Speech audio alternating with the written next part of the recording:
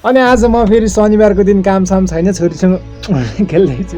Hello everyone, welcome back to हाम्रो ब्लगमा। I hope तपाईँहरू सबैजना सन्चै हुनुहुन्छ होला अनि हामी पनि सन्चै छौँ र आज फेरि लङ टाइम पछि फेरि नेक्स्ट ब्लग लिएर हामी उपस्थित भइसकेका छौँ।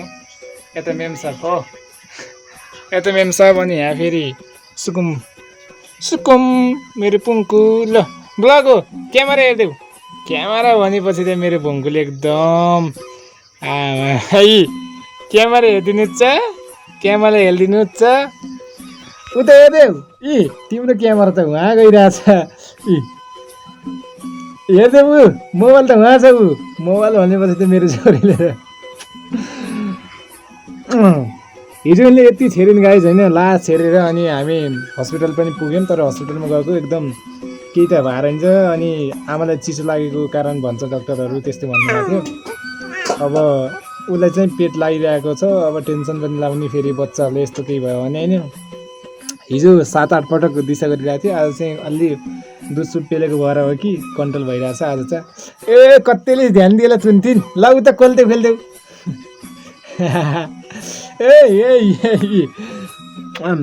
मेरो भुङ्गी फेरि अब होइन चलाक बन्दैछ, चतुर बन्दैछ गाइज होइन। उहाँ आइ गर्दै त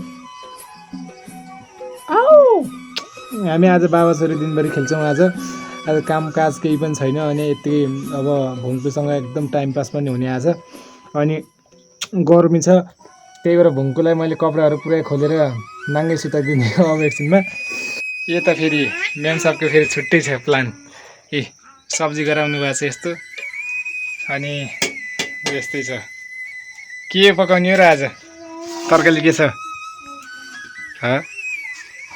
हेलो म्याम्स, यता हेर्नुहोस् न यता। आज त चुक हिजो धोतीसँग राखिरहेको चुक हो। अनि पुङ्कुले फेरि कोल्टो फेरिदिन्छन् घरिघरि भन्छन्, ल चुप्पी खाइदेऊ ल्याउ। मेरो छोरी नि गुडिया त अब गुडिया नै भइहाल्यो के अरे। क्युट